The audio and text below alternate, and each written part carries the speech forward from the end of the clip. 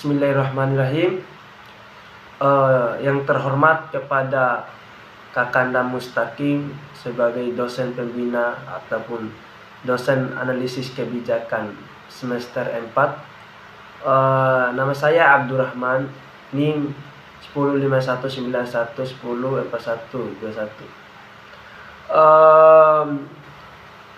Saya ditugaskan untuk bagaimana bisa memberikan pandangan terhadap bagaimana kebijakan pendidikan itu sendiri, ya.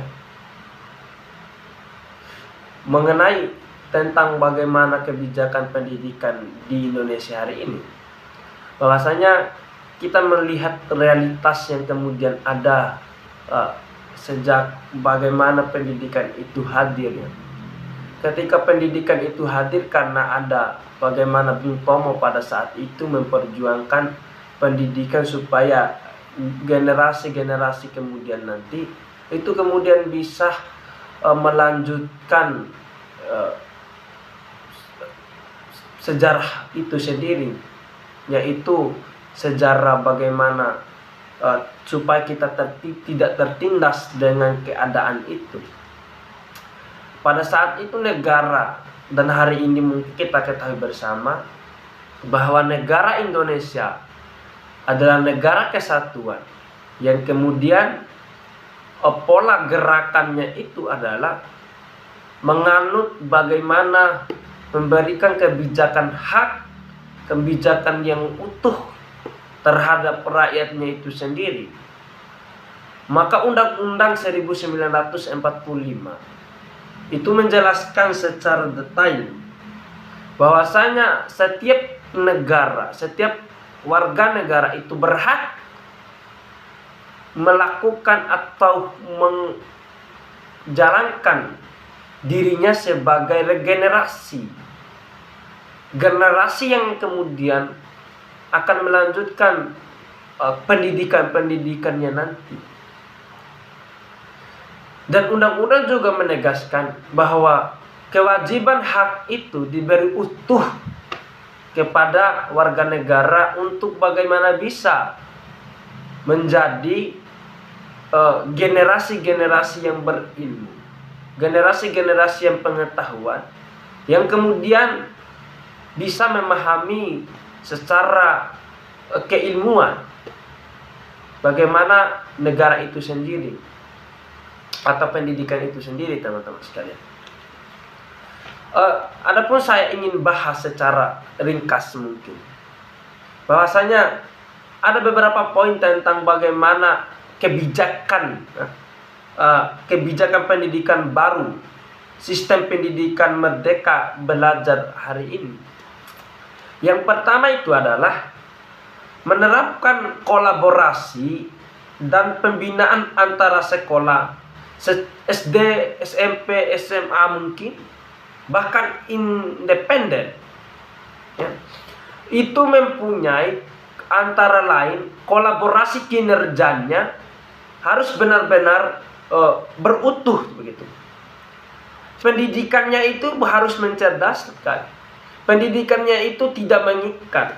Pendidikannya itu harus benar-benar memberikan wadah intelektual terhadap siswa dan siswinya, kan begitu.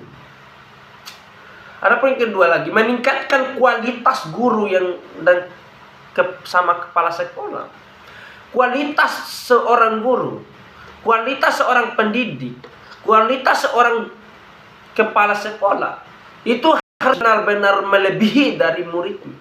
Karena kapan dia tidak bisa, maka murid pun tidak akan bisa mengikutinya, kan begitu. Apa yang kemudian diberi, apa yang kemudian dididik, apa yang kemudian dilihat sama muridnya, maka itu yang bisa dijadikan pelajaran. Maka konsekuensi seorang jadi guru, dia harus paham secara bagaimana keilmuan, perilaku, tingkah laku, bahkan pakaian itu. Supaya apa? Supaya dicerminkan oleh siswa dan siswinya. Yang ketiga, membangun bagaimana pendidikan nasional itu. Karena pendidikan hari ini kita lihat itu berbasis hanya kepada bagaimana ke wilayah-wilayah lingkupnya itu. Maka pendidikan secara nasional, secara utuh teman-teman sekalian, itu harus benar-benar bagaimana mempunyai jaringan yang luas, mempunyai hubungan-hubungan internasional. Supaya apa? Supaya dikenal ini sekolah kita, dan murid-murid kita juga bisa berkembang. Meningkatkan kolaborasi dengan pemerintah. Dan ini juga harus kita tahu, bahwa kolaborasi antara pendidikan dengan pemerintah itu harus benar-benar harus sejalan. Karena kapan tidak berjalan, maka pemerintah juga tidak akan tahu. Pemerintah juga tidak bisa melanjutkan. Karena secara realitas, pendidikan inilah yang kemudian bisa mengantarkan orang kepada pemerintah, jabatan nasional pun. Dan ini hanya menjadi pelajaran dan sekedar formalitas saja teman-teman sekalian. Maka supaya gerakan pendidikan ini harus benar-benar kepada pemerintah, ya harus, yaitu dengan memberikan jaringan-jaringan wawasan-wawasan yang luas itu.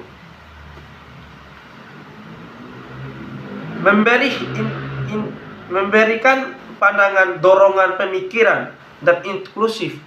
Maka seorang pendidik harus memberikan pemikiran yang berbobot, harus memberikan bagaimana kontribusi besar, bagaimana perjuangan, bagaimana terobosan baru. Seorang pendidik itu benar-benar harus bagaimana bisa melihat arah gerakan ini.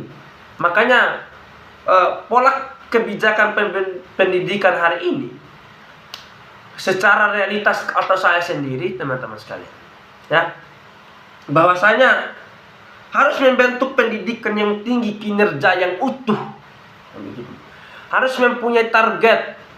Supaya apa? Supaya pendidikan nanti tidak hanya sekedar berputar di situ saja. Setelah sekolah tidak ada kerja, kembali lagi ke itu, tidak ada. Setelah kuliah tidak ada. Maka untuk bisa dapat poin dari pendidikan kita atau kebijakan pemerintah itu harus benar-benar sampai bahkan bisa memberikan generasi-generasi yang mempunyai wawasan-wawasan yang pengetahuan yang luas. Karena eksistensi sebagai mahasiswa, siswi dan siswa itu harus mempunyai kinerja yang bagus, harus mempunyai pengetahuan, harus mempunyai berkarya, harus mempunyai solusi, harus mempunyai gambaran-gambaran yang bagus untuk kedepannya nanti. Karena begitu. Jadi pendidikan sehari ini mulai dari undang-undang mungkin, atau memang secara realitas mungkin, bahwa pendidikan hari ini adalah berbasis berbasis komputer, berbasis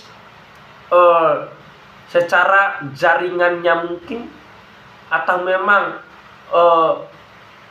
menggunakan elektronik, HP dan sebagainya. Maka inilah momentum kita teman-teman sekalian. Bagaimana caranya supaya ke depannya nanti kita harus paham, kita harus lebih maju, kita harus lebih baik lagi ke depannya.